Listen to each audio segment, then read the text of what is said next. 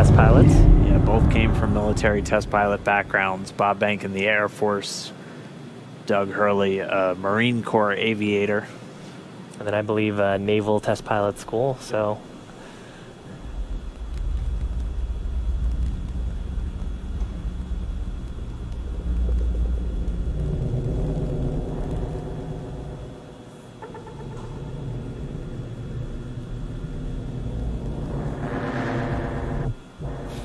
A little bit overexposed there, but you can still see the thrusters firing.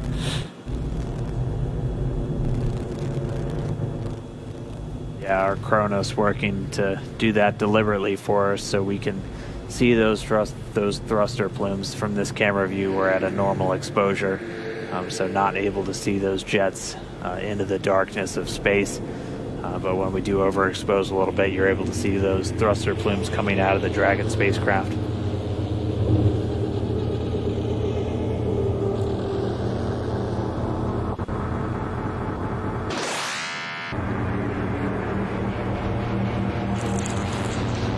Yeah, it's amazing how the plume has to catch the light just the right way for us to even see that it's happening outside of data.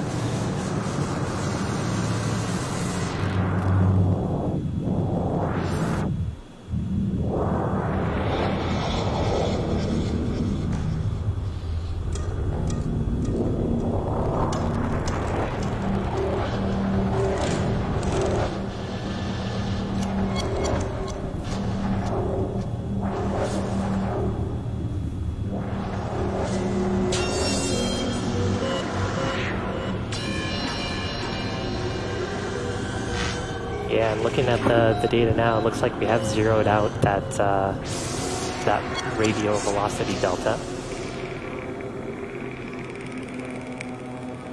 So Bob and Doug cleared out the small translation test that they did. We may get a radio call down here that they've completed the Y direction testing.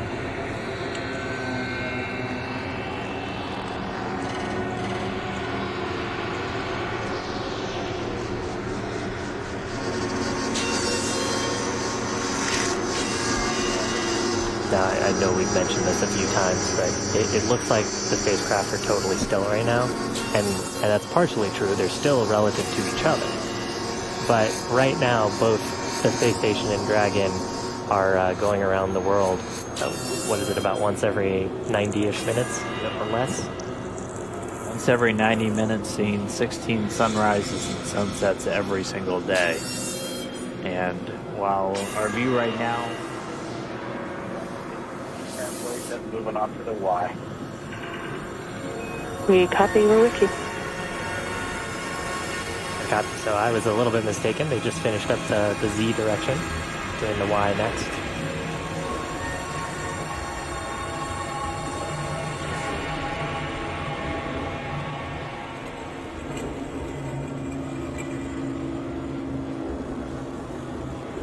Dragon, SpaceX on Big Loop, you have used approximately 1/3 of your prop test budget.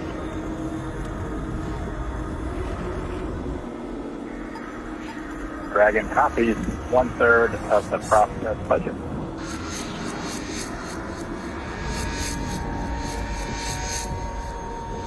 So the Corps letting the crew know how much prop they've worked through.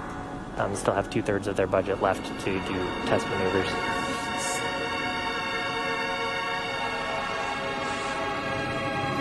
And of course, any bit of propellant that they're using is just a little bit less margin if they needed to use it for something else. But a good way to exercise the system, see that manual piloting works as intended, and I'm sure for them to have a chance to provide some feedback on how manual piloting actually felt in space and how the control felt. Yeah, a big part of their job for this mission is really to not only put the vehicle through its paces, but to take a lot of detailed notes and mental notes that they're going to be passing along to any future crew members flying on board Crew Dragon.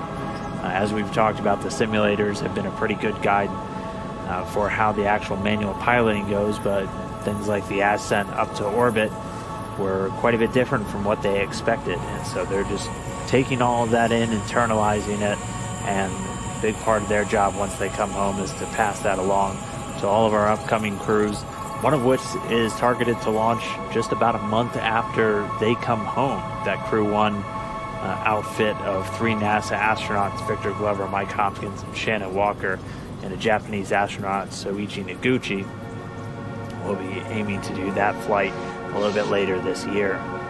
So going through the paces right now, looking at our data, I think I made the same mistake you did, where I assumed them going up would be the y-axis. It looks like that was actually their z-axis, and the y now them moving to the right.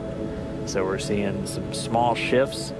They're continuing to use up a little bit of their prop budget. We heard they're already a little past 1/3. Yeah, it's actually something interesting about both aircraft and rockets. When you consider the coordinate system, what we refer to as the x-axis is usually the one that goes through the nose. So in the case of Falcon 9 and Dragon sitting on top of each other, the x-axis would have been pointing through the nose cone going up. Can be a little bit counterintuitive. Then actually in aircraft, the z-axis usually points down, depending on whether you use European or American coordinate systems and the type of aircraft you're working on.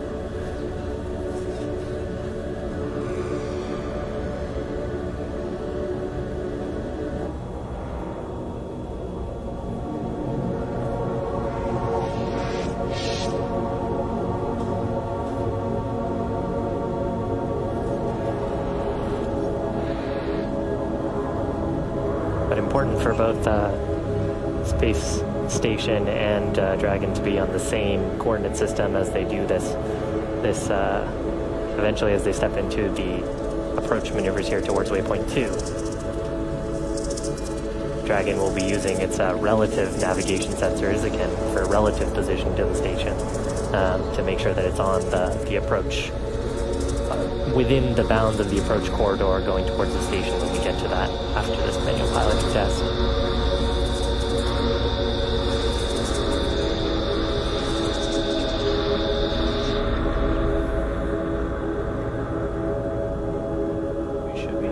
That shortly. This manual piloting test was slated to last about 25 minutes, as we have been running ahead of schedule today with all of Dragon's maneuvers. We could be looking at a docking only about 25 or 30 minutes from now. So once they're done with this manual flight test, they'll turn control back over to Dragon's flight computers, and they'll resume their approach, which had actually already started automatically before the crew issued a hold command to the vehicle. And then they'll press in to arrive at waypoint number 2, at which point the teams will do a final go, no-go for docking. They'll depart that 20-meter hold point, and it should be just about 5 minutes following that departure until we get contact and capture. Yeah, and the crew right now are seated in Dragon in the pilot and commander's seat. Both of them are suited for what are relatively dynamic maneuvers, and they'll continue to be suited until we have confirmation of good hard capture on the space station.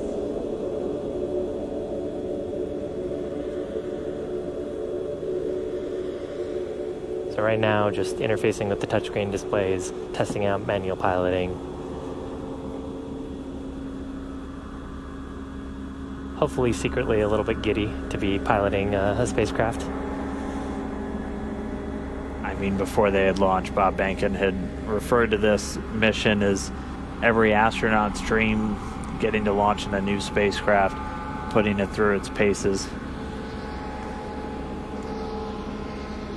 He and Doug Hurley, with those test pilot backgrounds, testing out a new spacecraft has to be as good as it gets. But they're still stepping through this manual piloting.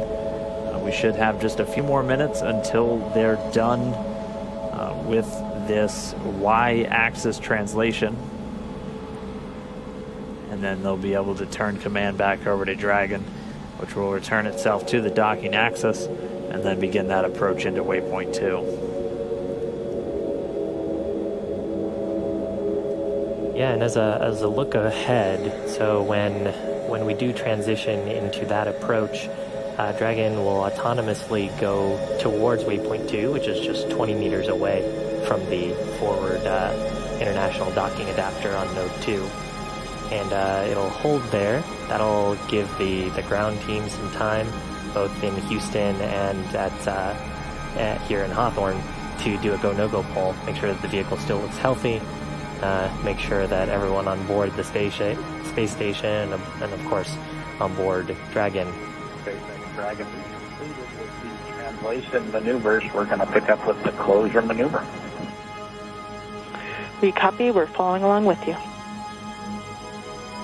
All right, sounds like they're done with their translations. They're going to start moving it back to the docking axis, put us right back on the center line, and then we're going to resume that approach into station.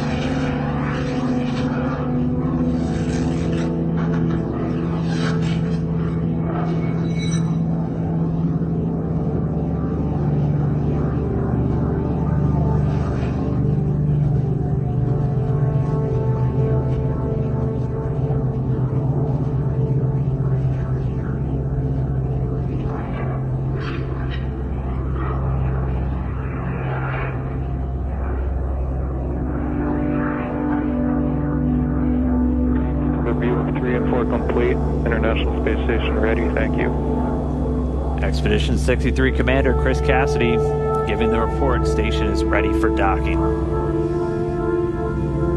Yeah, you can see the trajectory of the spacecraft. There are small corrections that are happening. So as we get closer and closer to station, we're trying to stay within those two corridors, which are shown coming out of the docking port that we're going towards. That little dot, I think, was the 20-meter hold point, so that's where we expect there to be the spacecraft holding right in front of the International Docking Adapter. There'll be a go, no-go pole. The ground teams have worked hard over the past probably years to come up with a set of what we call flight rules. So those are technical constraints, items that we look for, that if any of those criteria were violated, then we have a rule that we've predetermined, gives us guidance to say whether we could approach or not. So far, our vehicle has been very healthy, but technical ground teams will all do their due diligence to make sure that it's still safe to approach. At this moment, that approach is continuing, still moving in at about 0.3 of a meter per second. Dragon's coming up on just 100 meters away from the space station.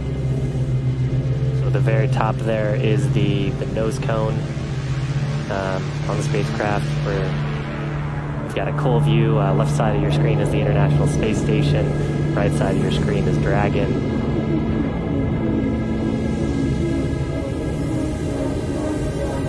We're inside 100 meters, continuing to close. Again, we're going to have a short hold at 20 meters. Teams will just do a final check, and then they'll give Dragon the go. We're expecting it to be pretty brief. We should get to that hold point in just about 4 minutes, moving at our current pace. I think you can see a meatball and American flag on the spacecraft. The NASA logo, of course, refers to the meatball. I think there was some spirited discussion about the meatball versus the worm during ascent. And those are, you can see those logos, they're on the structure of the fairing structure is actually what the Super Dracos are housed in. Of course, all of those are deactivated now, only used for launch escape during the ascent portion. Nose cone right at the top of the vehicle, and you can see sort of the ceiling surface. Those four circular slots right underneath the nose cone within that red ring are the fourth bulkhead Dracos. That's what we were using while we were conducting all those burns, the 5 burns to get to this point. Right now we don't have a reason to use those. We're only using a small attitude correction with the service section Dracos. You can see the service section actually pretty clearly here too. There's a black portion and a white portion sort of separated by a fin.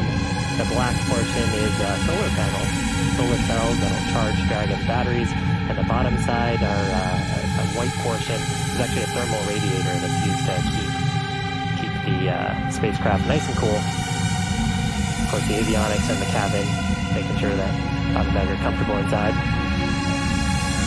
As we're in the shadow cast, we are just 60 meters away, continuing to close in. Just about 40 meters to go until we're at that hold point. Should get there in just over 2 minutes. Meanwhile, teams in Hawthorne and in Houston doing their internal go-no-go for docking. We're going to get all the teams pulled. Once everyone's go, we'll be able to give Dragon the final go-ahead for the vehicle to autonomously fly in and dock with the International Space Station. Should be coming up on waypoint 2 arrival in just about 1 minute, 45 seconds. At this point, it'll be 20 meters away from that docking port. The International Docking Adapter number 2 attached to pressurized mating adapter number 2 at the very forward end of the Harmony module. Right there on the, right around the center, you can see the forward hatch. It's got a window in it. You can see a couple of handles. And there's some features that look sort of bronze-ish. Those are the pedals that we were talking about earlier as part of the soft capture system. So pretty wild too to see. We're so close that we're getting shadows from the station on Dragon. Wow. And we're getting these views of Dragon's approach from 2 cameras that are right next to that docking adapter. and the movement's a little jarring at times. These cameras are being commanded by a person at the Cronus console in Mission Control Houston, and they send some very basic function commands to the camera, which it then executes automatically. And so they're continuing to follow Dragon in, so we do thank them for their diligence to give us these views of this historic moment as we are just less than 30 meters away from docking. Right above the NASA meatball logo, you can see three of the service section Draco thrusters. That's right, 12 in all, so the 4 of those clusters spread around the vehicle, used for a lot of the attitude control and any small translational maneuvers like we just watched Bob and Doug execute with their second manual flight test. Yeah, and actually oriented.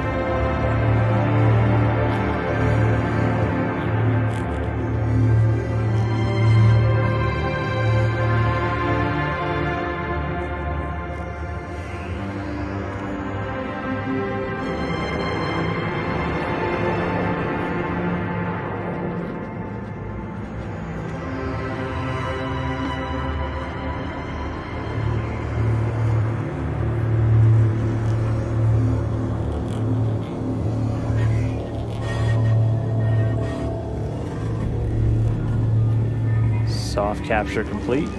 Dragon. Soft capture confirmed. Stand by for retraction and docking.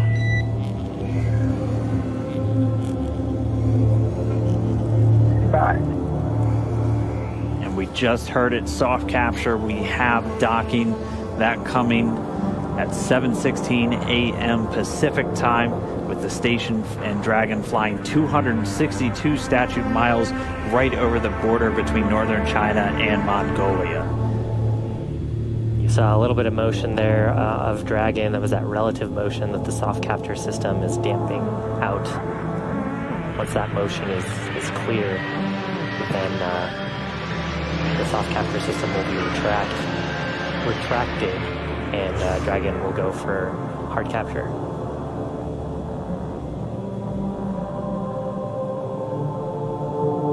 Again, if just now tuning in, that soft capture, that docking coming 7:16 a.m. Pacific, 10:16 a.m. over on the East Coast.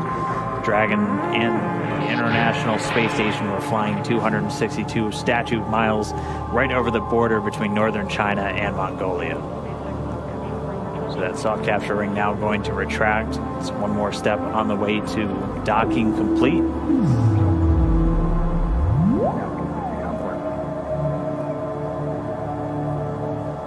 Yeah, and so the next step here is once the soft capture ring is retracted, there are 12 latches that we refer to as hard capture latches. Those are what will really create that pressure-tight seal between the Dragon spacecraft and the International Space Station. So once soft capture is complete, and I believe we'll get that call from our core here, Anna, then we'll get confirmation of hard capture, and the crew, of course, aboard have this information on their displays. So they'll also see indication of hard capture complete. And once those two steps are done, then that's docking complete. That's right, and we're expecting to hear some words from everybody. A pretty monumental moment. I mean, for Doug Hurley, he's returning to where he last docked almost 9 years ago on the very last Space Shuttle mission, now commanding the very first commercial spacecraft to deliver astronauts to the International Space Station. That's got to be cool for them. They've mentioned quite a few times that they're best friends, our favorite dads in space, as we've been calling them. This has got to be really cool for them. It's got to be really cool for their families too, watching this.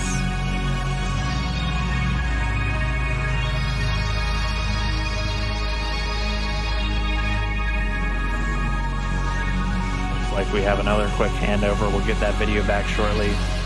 We're about 75% complete already with that retraction.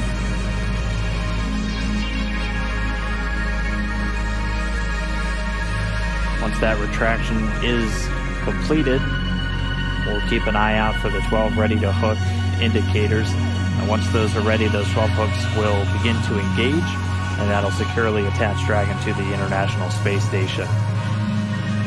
Yeah, so right now the vehicle confirming that the soft capture system is deployed correctly and is fully retracted. And then once the soft capture system is fully retracted, that'll set up the vehicle to put in the hard capture pins. There's 12 of those around the docking ring, and that's what creates that airtight seal between the Dragon spacecraft and the International Space Station. The volume between, which we refer to as the vestibule, is currently not pressurized. Of course, it was just exposed to the vacuum of space until literally minutes ago, about 4 minutes ago. So just waiting for the vehicle to get that. Docking sequence is holding for MCS reconfiguration.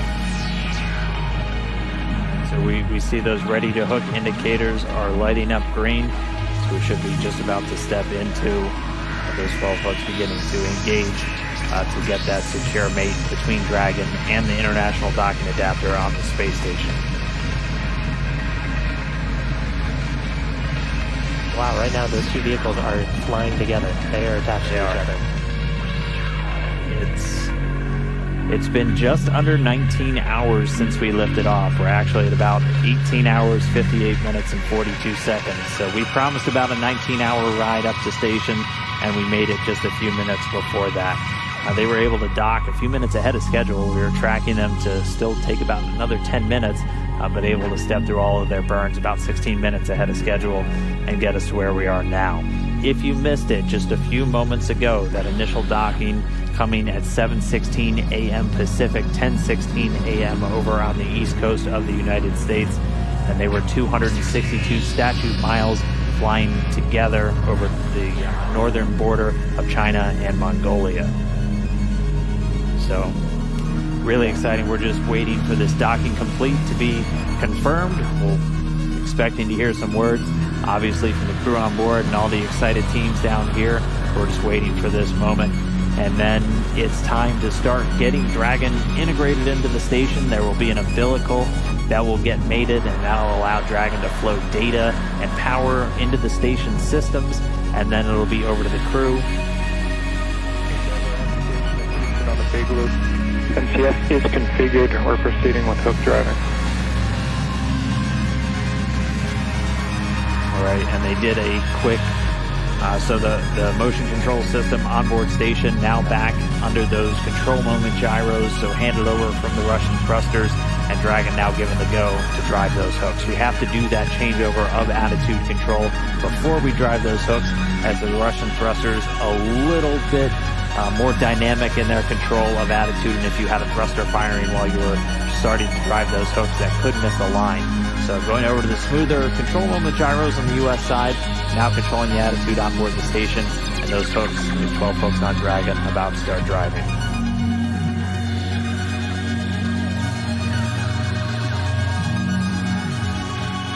Right now, Dragon and ISS attached, just flying off the east coast of China.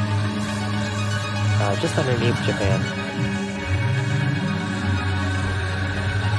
Attached to each other, we recently passed over to the orbital night, so we're on currently the dark side of the world.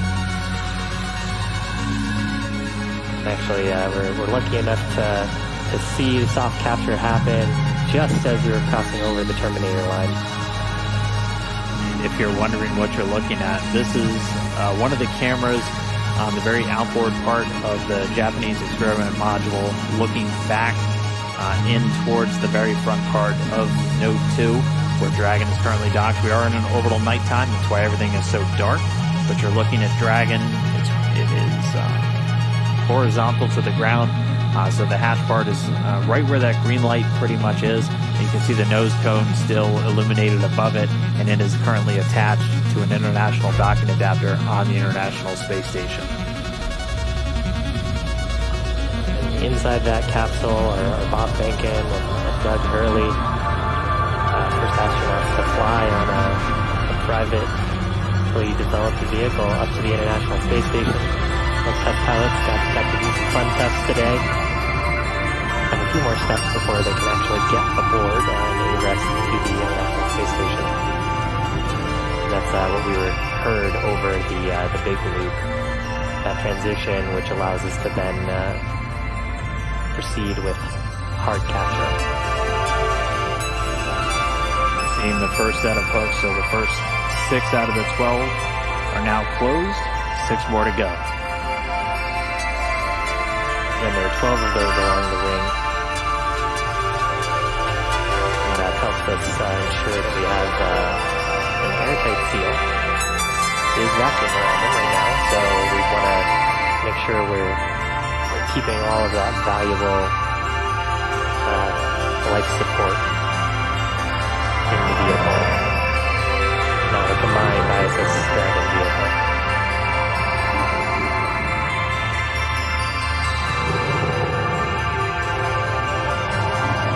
While inside the capsule, Bob and Doug also standing by for this hard capture to complete. And once we have that docking complete call, they'll be able to start stepping through a number of procedures to get them ready to move into the International Space Station. They'll get the go-ahead to dock or get out of their suits, and then they'll have some activities on the Dragon side to prepare for the hatch opening. Chris Cassidy will mainly be working on the station side to pressurize the vestibule. So, as Shiv has talked about, the space between the Dragon capsule and the space station was exposed to vacuum, and even after this tight seal has occurred, we'll still be at vacuum inside. So we'll actually open up a valve to supply air from the station side into that space between the Dragon and station hatchways, and they'll get it up to the same ambient pressure that we'll have inside of Dragon and on the station itself. They'll wait for it to thermally balance out, make sure we don't have any temperature swings as we're bringing it up from vacuum, so probably from a very cold temperature up to about the 72 degrees that they have in their cabin temperature on board the station, and then we'll get the hatches open. Dragon SpaceX, hard capture complete. Stand by for docking completion.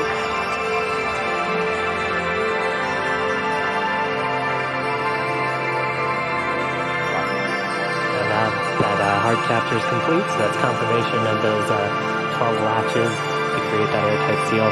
Now that's complete, the umbilicals from the station side will interface with.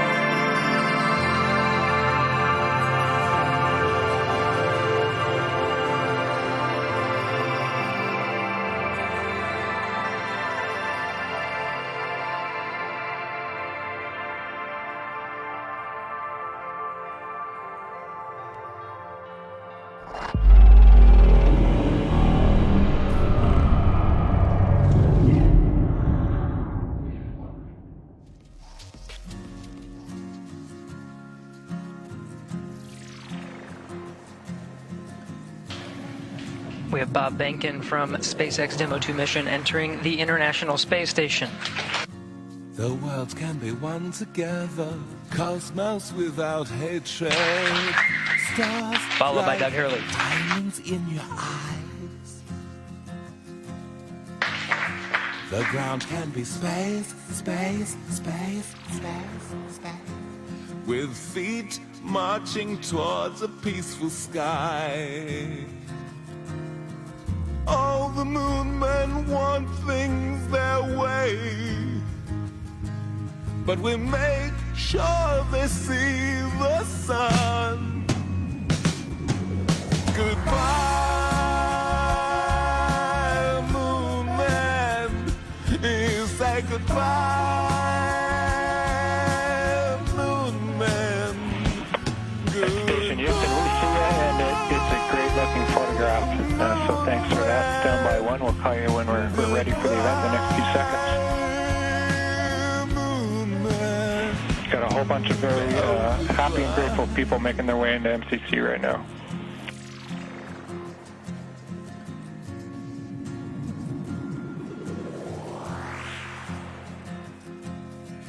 Cosmos without hatred. Diamond stars of cosmic light, quasars shine through endless night. Demo 2 crew now aboard the International Space Station. They entered at 12:22 p.m. Central Time. In the beauty, and now we say goodbye. The station at the time was 262 statute miles over Turkmenistan. You say goodbye.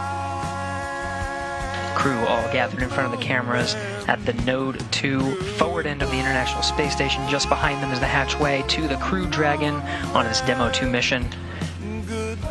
We're standing by for a welcome ceremony. We'll have VIPs here in Mission Control Houston ready to greet the crew.